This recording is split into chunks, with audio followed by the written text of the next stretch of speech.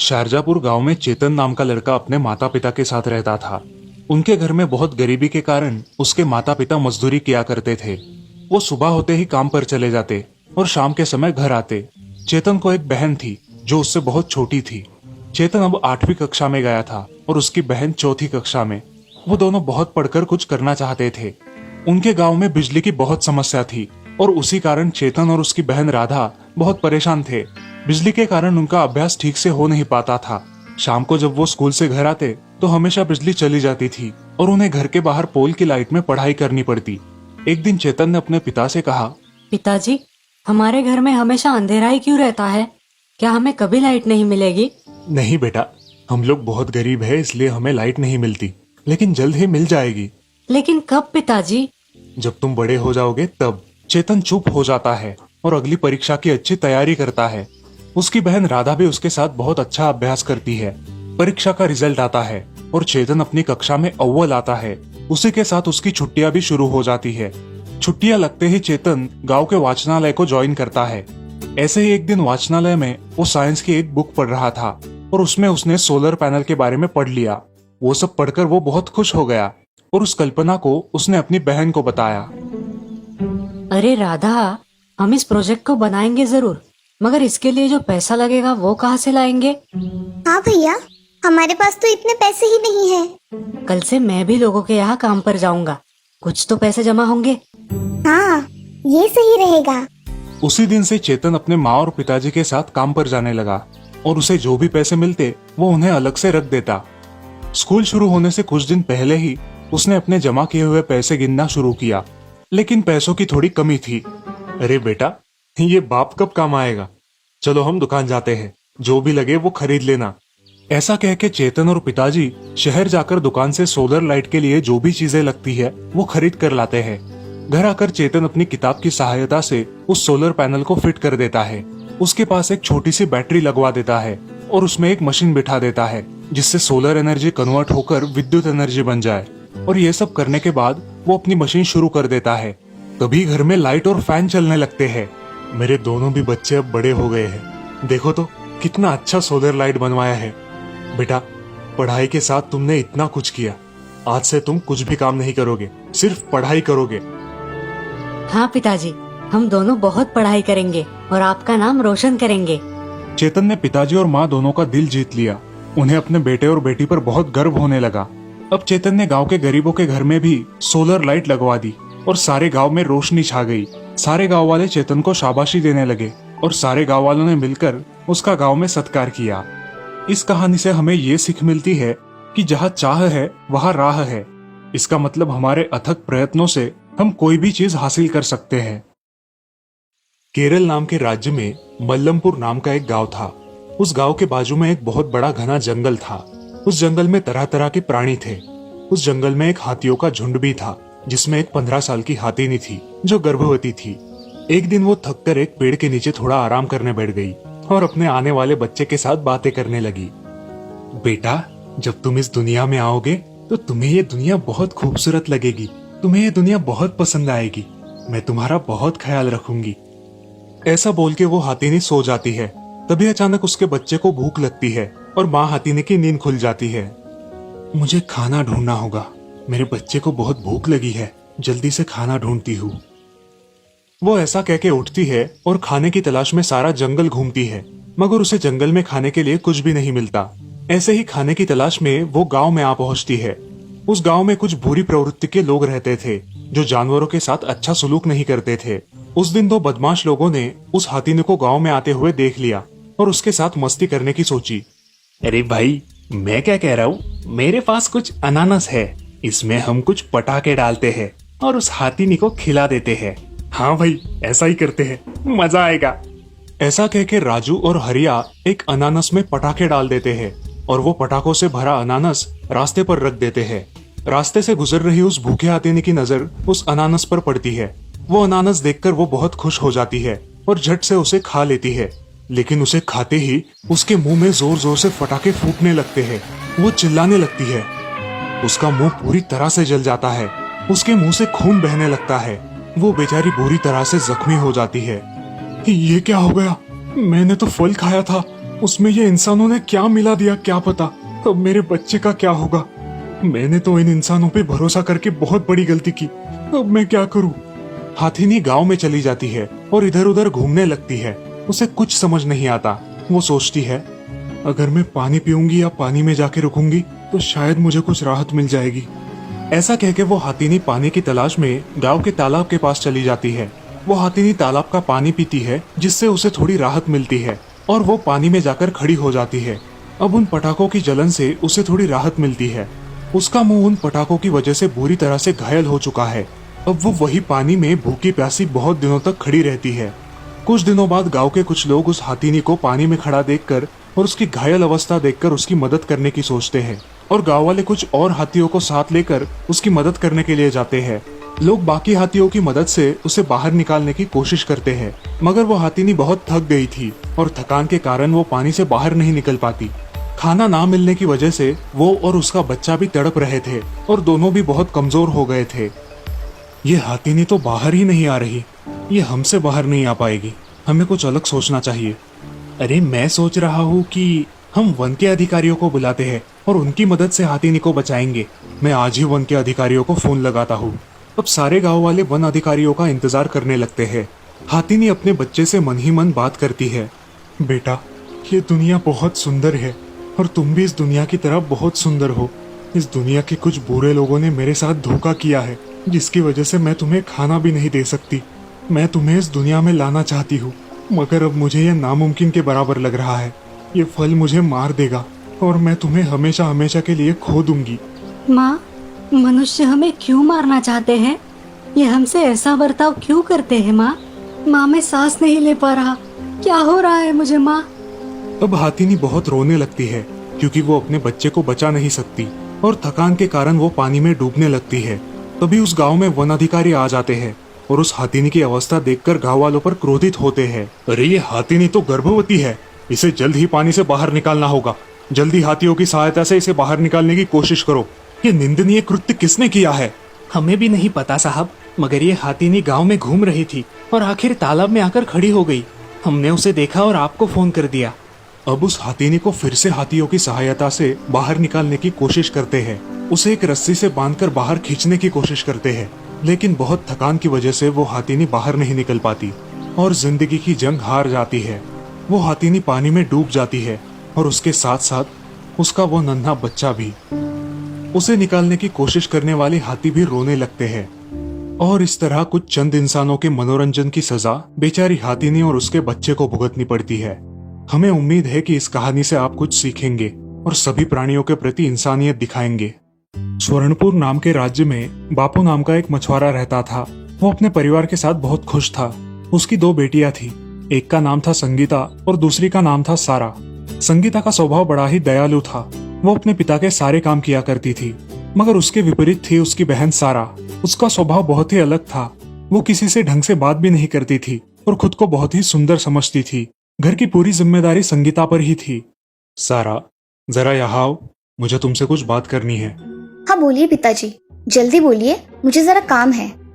बेटी, इस घर में सिर्फ संगीता ही काम करती है, तुम क्यों नहीं उसकी काम में मदद करती? क्या ये फिजूल की बात करने के लिए आपने मुझे यहाँ पे थमा के रखा था? मैं आपको एक बात बता दूं, ये आलतू फालतू के काम मैं नहीं करूंगी। आपको करना है तो करो, मुझे मत बताना। क्या बोल रही हो? पता है तुम्हें सारा? हाँ पता है, अब मैं बाहर जा रही हूँ। ऐसा कह के सारा बाहर चली जाती है। बापू को उसके बर्ताव का बहुत बुरा लगता है। वो अपने काम पर निकल जाते हैं। ऐसे ही बहुत दिन बीत जाते हैं, मगर उसके स्वभाव में कोई भी परिवर्तन नहीं आता। एक दिन उसके पिताजी बहुत बीमार हो जाते हैं और बिस्तर पकड़ लेते हैं। अब उनकी देखभाल संगीता ही करती है। बदकिस्मती से उसके पिताजी कुछ दिनों बाद गुजर जाते हैं। अब उनके घर में कमाई का कोई जरिया नहीं रहता। संगीता और सारा के खाने के भी लाले पड़ते हैं, लेकिन अब संगीता अपना दुख छोड़कर बाजार में अपने पिताजी का कारोबार चलाने लगती है। संगीता खुद ही मछली तालाब से पकड़कर लाती और बाजार में बेचा करती थी, लेकिन इस काम के बारे में उसे ज्यादा कुछ पता ना होने के कारण उसे बहुत परेशानी हो रही थी। लेकिन फिर भी वो बहुत मेहनत किया करती थी। उन दोनों का घर का गुजारा होना बहुत मुश्किल हो रहा था। ऐसे ही एक दिन संगीता ने सारा से कहा, अरे सारा, मुझे ये मछली पकड़ने के काम में तुम्हारी मदद लगेगी। मुझे अकेले से नहीं हो पाएगा, क्या तुम मेरी मदद करोगी? मैंने तुम्हें कितनी बार बताया है, मुझे काम मत बताया करो। मैं तुम्हारा कोई भी काम नहीं करूंगी। तुम्हें करना है तो करो। अगर ऐसा ही रहा तो मैं क्या करूंगी? मुझ अकेले से नहीं हो पाएगा ये सब। मैं क्या करूं? ऐसा कह के संगीता बहुत उदास हो जाती है और रोने लगती है। ये सारे लोग ऐसा समझते हैं कि मेरा जन्म काम करने के लिए हुआ है, मगर मुझे तो कोई राजकुमार लेके जाएगा और तब यही लोग मेरे हाथ पांव जोड़ेंगे। ऐसा कह के सारा अपनी खूबसूरती निहारती रहती है और खुद को बहुत महान समझने लगती है। ऐसे ही एक दिन संगीता मछलियां पकड़ने के लिए तालाब पर जाती है। बारिश होने के कारण संगीता तालाब पर जाते जाते भीग जाती है और अब ठंडी के कारण मछलियां पकड़ने में सक्षम नहीं होती। जैसे तैसे वो थोड़ी बहुत मछलियां पकड़कर उन्हें गांव में जाकर बेचती है। मछलियां बेचकर वो घर चली जाती है। उसे तेज बुखार चढ़ जाता है और वो लेट जाती है। तबीयत ठीक न होने के कारण वो खाना नहीं बना पाती। तभी सारा उसके पास आती है और बोलती है, ए संगीता, आज क्या हुआ है तुम्हें? खाना क्यों नहीं बनाया तुमने? सारा, मुझे ठीक नहीं लग रहा, इसीलिए मैंने खाना नहीं बनाया। आज के दिन तुम ही खाना बना दो। तुम क्या मुझे मूर्ख समझती हो? मैं खाना वाना नहीं बनाऊंगी। घर में कुछ फल है वो खा लूंगी, तुम तुम्हारा देख लो। अरे ऐसा मत करो सारा, कुछ तो बना दो। ऐसा कह के सारा कुछ फल खा लेती है और संगीता अकेले ही भूखी सो जाती है। अगले दिन संगीता की हालत भूख के मारे बहुत खराब हो जाती है, मगर सारा उसकी तरफ ध्यान न देकर बाहर चली जाती है। अब संगीता लड़खड़ाते हुए उठती है और मटके में से पानी पीती है और उसी हालत में मछली पकड़ने तालाब पर जाती है। वहां जाकर अपने पिताजी की याद में वो रोने लगती है। तभी उसे किसी की आवाज सुनाई देती है, संगीता, संगीता, मैं हूँ। कौन है? संगीता, मैं हूँ, तालाब। तुमने मुझे देखा नहीं, मगर मैं तुम्हें हर रोज देखता हूँ। क्या हुआ है, आज इतना रो रही हो? क्या तुम बोल सकते हो? हाँ, मैं बोल सकता हूँ। मैं एक जादुई तालाब हूँ। क्या करूँ तालाब? ये गरीबी और मेरे बहन के स्वभाव के कारण मैं उब गई हूँ। संगीता अपनी सारी कहानी तालाब को सुनाती है। अब तालाब भी उसकी कहानी सुनकर सुन्न हो जाता है। उसकी हर रोज की मेहनत भी वो देख रहा था, इसलिए उस तालाब को उसकी दया आ जाती है और वो उसकी मदद करने के बारे में सोचता है। अब तो ऐसे लगता है कि मेरे जीवन में कुछ शेष ही नहीं है, जीने की इच्छा ही नहीं है। जो होगा वो देखा जाएगा। संगीता, इस पानी को हाथ में लेकर तुम्हें जो चाहिए वो मांग लो, तुम्हें सब मिल जाएगा। हे जादुई तालाब, मुझे और मेरी बहन के लिए साल भर का अनाज चाहिए। क्या तुम मेरी ये इच्छा पूरी कर सकते हो? संगीता, तुम्हारी ये इच्छा पूरी हो गई है। तुम्हारे घर पे साल भर का अनाज पहुंच गया है। अब तुम्हें और क्या चाहिए संगीता? मुझे और कुछ नहीं चाहिए जादुई तालाब। तुम हर रोज सिर्फ मुझसे ऐसे ही बातें किया करना, जिससे मुझे दोस्त मिल जाएगा अपना सुख दुख बांटने के लिए। ठीक है संगीता।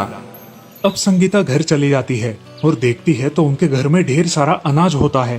अनाज देखकर संगीता बहुत खुश हो जाती है और उस अनाज से कुछ खाना बना के खा लेती है। तभी सारा घर आती है। संगीता, ये सारा अनाज कहाँ से लाया है तुमने? जमा किए हुए पैसों से लेके आई हो क्या? संगीता अब चुपचाप खड़ी रहती है और उसकी बात को अनसुना कर देती है। अब सारा को बहुत गुस्सा आ जाता है। नहीं बताना है तो मत बताओ, मुझे क्या। सारा बड़े गुस्से से वहां से चली जाती है। सारा का ये बर्ताव देखकर संगीता बड़ी चिंतित होती है। अगले दिन संगीता तालाब के पास चली जाती है। बोलो संगीता, क्या हुआ है? आज भी बड़ी चिंता में लग रही हो।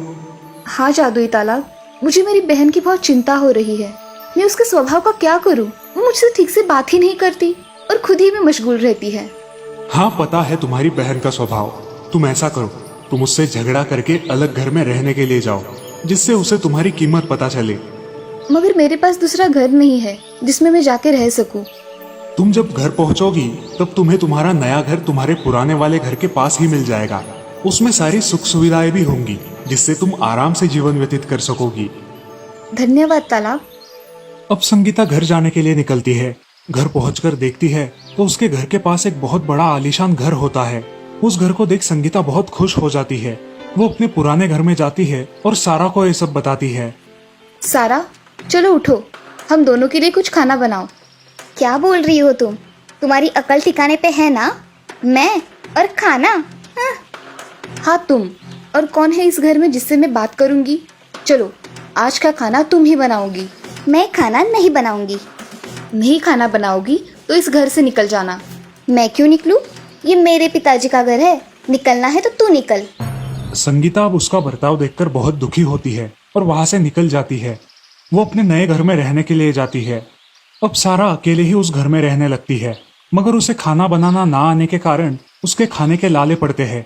अब वो उदास रहने लगती है। संगीता सारा पर नजर रखे हुए थी। एक दिन संगीता खिड़की से झांक कर देखती है तो उसे सारा एक बेड पर सोई दिखाई देती है। संगीता को लगता है कि उसकी तबीयत ठीक नहीं है, इसलिए वो जल्दबाजी में तालाब के पास चली जाती है। हे जादुई तालाब, क्या मैं मेरी बहन से मिल सकती हूँ? उसकी तबीयत खराब है, ऐसा मुझे लग रहा है। संगीता, कल तक रुक जाओ, बाद में देखो तुम्हारी बहन का स्वभाव कैसे बदल जाता है। ठीक है तालाब, तुम मेरे सच्चे दोस्त हो जो कठिन परिस्थितियों में भी मेरे साथ हो। दोस्त बोला है तो इतना तो करना ही पड़ेगा। अब संगीता वहां से चली जाती है और अगले दिन का बेसब्री से इंतजार करती है। अगले दिन सारा जल्द ही उठकर घर का काम करते हुए दिखाई देती है। ये देखकर संगीता सोच में पड़ती है। ऐसा कैसे हुआ? संगीता अपने बगीचे में टहलने जाती है। अचानक उसे देख सारा भागती हुई आती है और संगीता, मुझे माफ कर दो, मैंने तुम्हारे साथ बहुत बुरा बर्ताव किया है, मुझे माफ कर दो ना। सारा, मैंने तुम्हें कब का माफ कर दिया है, तुम मुझे मिल गई हो, बस मुझे और कुछ नहीं चाहिए। संगीता, तुम अब कहाँ रह रही हो?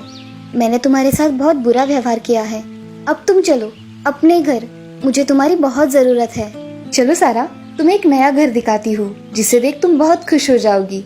अब संगीता उसे अपने नए घर में लेकर जाती है। सारा वो घर देखती ही रह जाती है।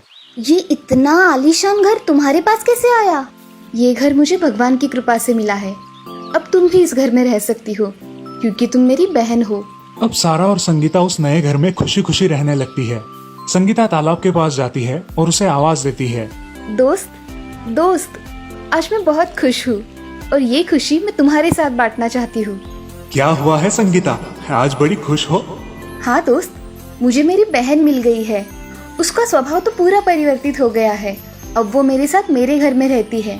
तालाब, ये सब तुम्हारी वजह से हुआ है, धन्यवाद। हाँ संगीता, तुम खुश हो तो मैं भी खुश हूँ। अब तुम दोनों को अगले 8 दिनों में इस गांव से हमेशा हमेशा के लिए चले जाना है। क्यों तालाब, हमसे कोई गलती हुई है क्या जो हम दोनों को इस गांव से जाना पड़ेगा? जल्द ही तुम दोनों के लिए आजमगढ़ राज्य के 2 युवराज आएंगे जो तुम्हारा हाथ मांगेंगे और तुमसे शादी करेंगे। तुम यहाँ से विदा हो जाओगी। अब तुम इस गांव में सिर्फ 8 दिन की मेहमान हो। जादुई तालाब, मुझे तुम्हारी बहुत याद आएगी। तुम मुझे जब भी सच्चे मन से याद करोगी मैं तुम्हारे पास आ जाऊंगा। सच में तालाब? सच में। अब संगीता खुशी खुशी घर लौट जाती है और सच में 8 दिनों के बाद 2 राजकुमार घोड़े पर सवार होकर संगीता और सारा के घर के पास आते हैं। अब उस बड़े राजकुमार को संगीता बहुत पसंद आती है और दूसरे राजकुमार को सारा पसंद आती है। जी, आपके घर में कोई बड़े हैं? मैं उनसे बात करना चाहता हूँ। नहीं, हमारे घर में कोई बड़ा बुजुर्ग नहीं है। हम दोनों बहनें ही हैं इस पूरे घर में। आपको जो बात करनी है आप मुझसे कर सकते हो। हम दोनों यहाँ हमारी रानियों की खोज में आए थे। हम दोनों आजमगढ़ के राजकुमार हैं और हम हमारी रानियाँ खुद पसंद करते हैं। मुझे आप पसंद आई हो, क्या आप मेरी रानी बनोगी? और क्या आप मेरी रानी बनोगी? मुझे आप पसंद आई हो। हाँ। अब वो 2 राजकुमार दोनों बहनों को अपने साथ अपने राज्य में लेकर जाते हैं और वहाँ उनकी धूमधाम से शादी की जाती है। अब संगीता और सारा खुशी खुशी राजमहल में रहने लगती है। इस कहानी से हमें ये सीख मिलती है कि कठिन समय में होश से काम लेना चाहिए। जो भी संकट आए उसका डटकर सामना करना चाहिए।